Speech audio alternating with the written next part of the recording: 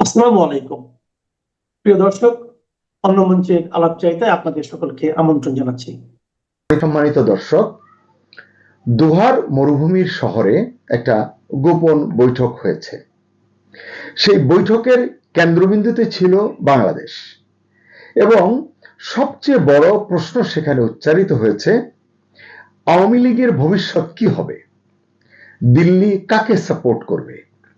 Washington কি ইউনূস সরকারের উপর আস্থা হারাচ্ছে? আর কাতার, তারা কেন এই আলোচনায় জড়াচ্ছে? তাদের এত আগ্রহ কেন বাংলাদেশ নিয়ে? অনেকগুলো প্রশ্ন, অত্যন্ত গুরুত্বপূর্ণ ইস্যুটি মনোযোগ দিয়ে শুনতে অনুরোধ করছি। প্রিয় দর্শক, আজকের ভিডিওতে এমন কিছু তথ্য জানাবো ধারণা করি এখনো যা আসেনি বাংলাদেশের মিডিয়ায়, কিন্তু বিদেশি দু একটি মিডিয়ায় খবরটি বেশ সাড়া ফেলেছে। আপনারা জানেন, দিল্লি থেকে এসেই আমাদের জাতীয় নিরাপত্তা উপদেষ্টা মোহাম্মদ খলিলুর রহমান কাতারের দোহার উদ্দেশ্যে উড়াল দিয়েছেন। এই দোহা সফর নিয়ে আমরা ওই দিনই একটি কন্টেন্ট করেছি, চাইলে দেখে নিতে পারেন। এবার আসুন দোহা সফরের রহস্যটা আরো একটু খোলাসা করার চেষ্টা করি।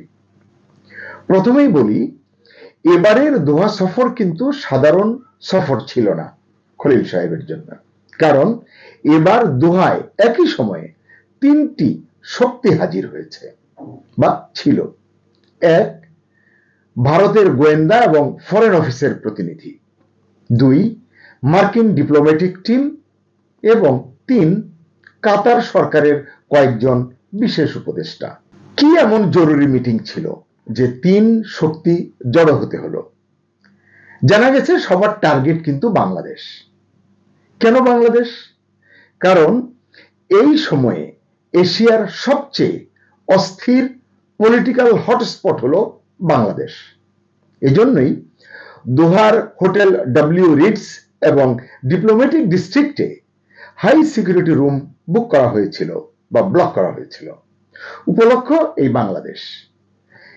এই বছরে তৃতীয়বারের মতো বাংলাদেশ নিয়ে ত্রিপাক্ষিক গোপন মিটিং হলো সেখানে। প্রশ্ন করতেই পারেন, কি এমন গোপন মিটিং, তাও আবার কাতারের দোহায় কেন? একটু ধৈর্য রাখুন, সংক্ষেপে সব খুলে বলছি। এই গোপন মিটিং এর এজেন্ডা হলো আওয়ামী লীগের ভবিষ্যৎ নিয়ে আলোচনা। এখানে উঠে এসেছে তিন দেশের অ্যানালাইসিস, তাদের বিশ্লেষণ এই বৈঠকের, যেটি আমি আপনাদের সঙ্গে সংক্ষেপে শেয়ার করতে যাচ্ছি। এক, ভারত মনে করছে ইউনূস সরকারের উপর নির্ভর করলে তাদের বর্ডার, তাদের সিকিউরিটি এবং তাদের ট্রানজিট, এই ইন্টারেস্টগুলো ঝুঁকিতে পড়ছে। দুই, আমেরিকা চায় লং টার্ম স্ট্যাবিলিটি, স্থিতিশীলতা, দীর্ঘমেয়াদী স্থিতিশীলতা। তারা আবার মডেলটা চায় শেয়ার্ড পাওয়ার স্টাইল, অংশীদারিত্বের, ক্ষমতার অংশীদারিত্বের একটা স্টাইল তারা চায়। এটি আপনি আমি আমরা কেউ চাই কিনা, এটি তো তারা চিন্তাও করে না, ধার ধারে না।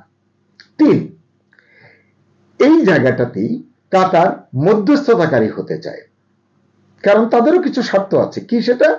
রোহিঙ্গা, জ্বালানি এবং বিশেষ করে এলএনজি এবং মিলিটারি লজিস্টিক্স ইস্যুতে তাদের স্বার্থ এখানে জড়িত। এ কারণে কাতার ওপেনলি বলে ফেলেছে, বাংলাদেশে স্থিতিশীল রাজনীতি ছাড়া কোনো বিনিয়োগ বা নিরাপত্তা সম্ভব নয়। এটি তো 100% সত্যি কথা।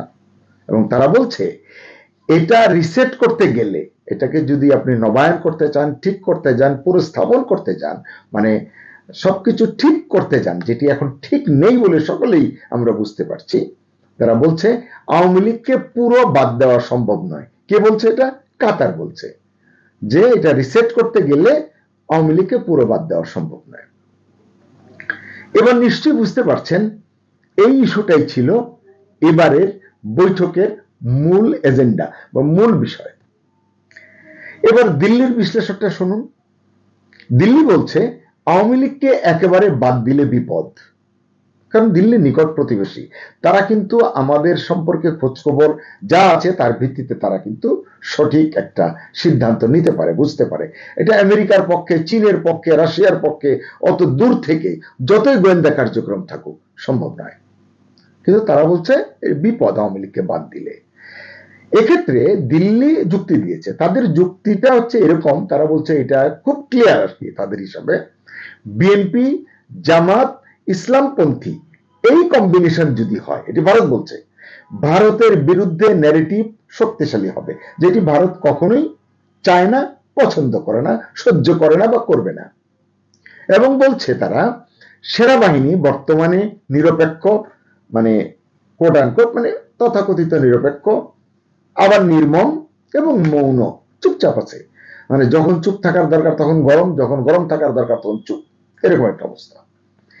এই অবস্থায় পুরো রাজনৈতিক স্পেস, রাজনীতির মাঠ, রাজনীতির জায়গাটা খালি হয়ে গেলে, শূন্য হয়ে গেলে, ভারত মনে করছে, দিল্লি মনে করছে এখানে অন্য শক্তি প্রবেশ করতে পারে, দেশি শক্তি, বিদেশি শক্তি, সন্ত্রাসী শক্তি, জঙ্গি শক্তি, নানান রকম। এই শক্তির ব্যাখ্যা নিয়ে কথা বলতে গেলে অনেক লম্বা ব্যাখ্যা করতে হবে। তাদের বিশ্লেষণ হলো আওয়ামী লীগকে পানিশ করা যাবে। বুঝবেন কথাটা, ভারত বলছে, দিল্লি বলছে যে প্রয়োজনে আওয়ামী লীগকে পানিশ করা যাবে, শাস্তি দেওয়া যাবে, কিন্তু এলিমিনেট করা নয়, নির্মূল করা নয়, বাদ দেওয়া নয়, এড়িয়ে যাওয়া নয়। কারণ তারা প্রেক্ষাপটটা বুঝতে পারছে। দিল্লি মূলত বলেছে আওয়ামী লীগ ছাড়া বাংলাদেশের রাজনীতি রিসেট হবে না, বরং অস্থিতিশীলতা বাড়বে। এটি কিন্তু সত্য কথা। এবং দোহা বৈঠকে ভারতের মূল অবস্থান ছিল এটাই, এই পয়েন্টই তারা স্টিক করেছিল। এবার আমেরিকার বিশ্লেষণ শুনুন। আমেরিকা বলছে ইউনূস সরকার লং টার্ম টিকবে না। তাহলে তো আমরাও জানি লং টার্ম টিকবে না, লং টার্ম থাকতেও পারবে না, আমেরিকাও সেটা বুঝতে পারছে। এবং ওই বৈঠকে ওয়াশিংটনের একটা রিপোর্ট নিয়ে আলোচনা হয়েছে, কথা হয়েছে। ওই রিপোর্টে আবার উঠে এসেছে তিনটা বিষয়। কি কি? এক হচ্ছে দুর্বল অ্যাডমিনিস্ট্রেশন, কার? ইউনূসের। দুই, পলিসি কনফ্লিক্ট, কার? এটাও ইউনূসের। তিন, বাংলাদেশের এলিটদের আস্থাহীনতা। এটি কেন? ইউনূসের কারণে। আমেরিকা বলছে Yunus is a transitional figure, not a long term leader. মানে একজন ক্রান্তিকালীন বলুন বা অন্তর্বর্তীকালীন নেতা বা ব্যক্তিত্ব, তিনি কিছুতেই দীর্ঘমেয়াদী নেতা নন, লং টার্ম লিডার নন। এটি তার নট হিজ কাপ অফ টি। তাই আমেরিকা এখন দুটি পরিকল্পনা দেখছে, ভাবছে। একটি পরিকল্পনা তারা দেখছে, ধরুন এটা প্ল্যান এ। তাদের এই প্ল্যানেতে তারা বলছে ইউনূস সরকার প্লাস আওয়ামী লীগের অংশ প্লাস বিএনপির অংশ। এটা তারা বলেছে বটে, আমি যে সূত্র থেকে এটা জেনেছি, শুনেছি, আমার কাছে বিষয়টি কোনো যুক্তিতেই গ্রহণযোগ্য মনে হয়নি।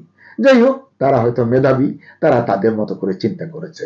কারণ এটা এক ধরনের শেয়ার্ড স্ট্রাকচার, এবং বাংলাদেশ এরকম একটা শেয়ার্ড স্ট্রাকচারের মধ্যে এত অংশীদারিত্বের ভেতরে দিয়ে আমার মনে হয় না এক কদমও এগোতে পারবে।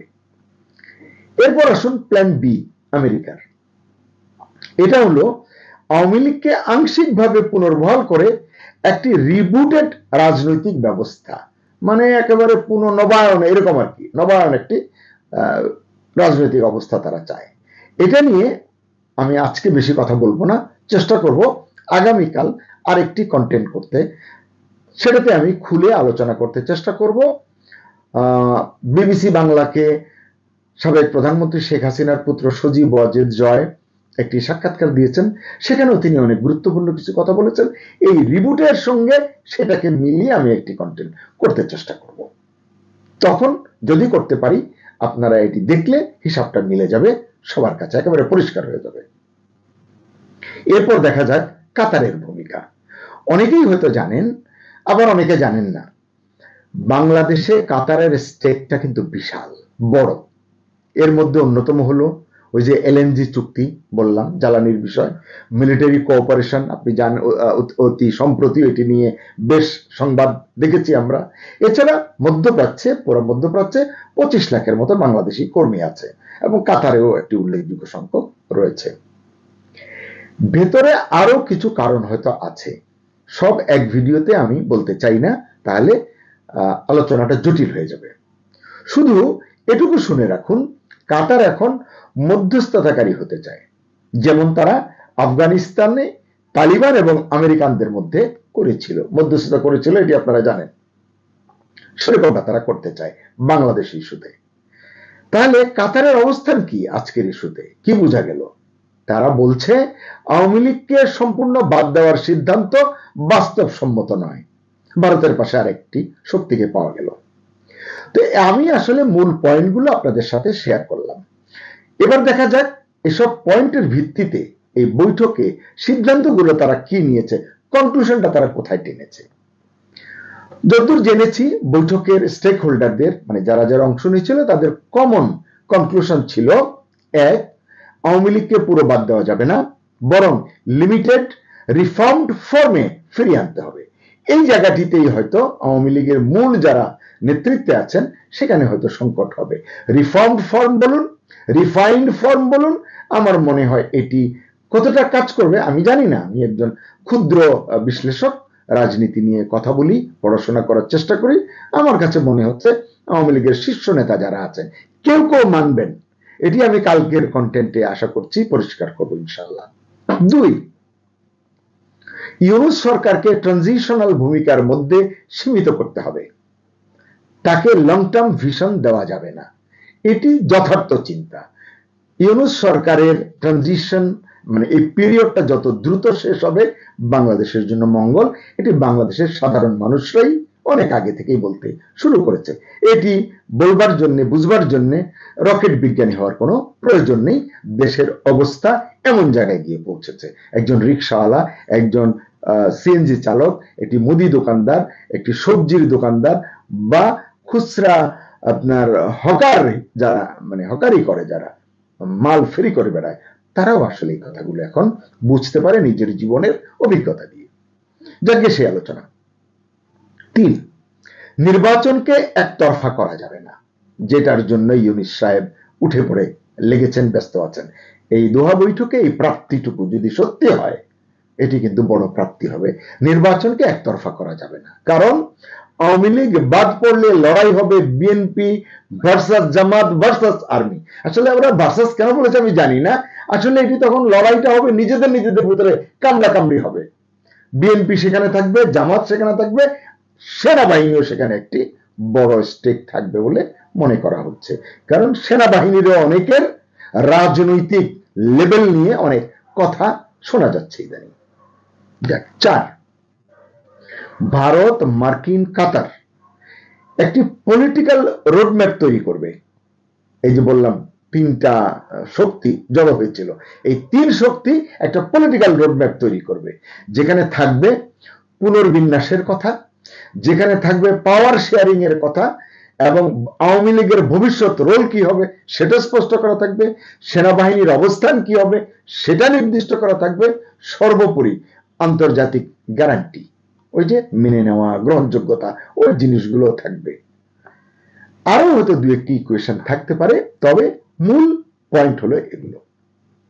এখন দেখা যাক এসব হিসাব নিকাশের ফলে বাংলাদেশে আসলে এগুলোর কি প্রভাব পড়তে পারে বা পড়তে যাচ্ছে। তো বাংলাদেশে এখন প্রশ্ন হচ্ছে তিনটা। এক হচ্ছে আওয়ামী লীগকে কোন ফরম্যাটে ফিরিয়ে আনা হবে, এটা কি ফুল স্কেলে, না সীমিত আসন দিয়ে পার্সিয়ালি, নাকি কোয়ালিশন।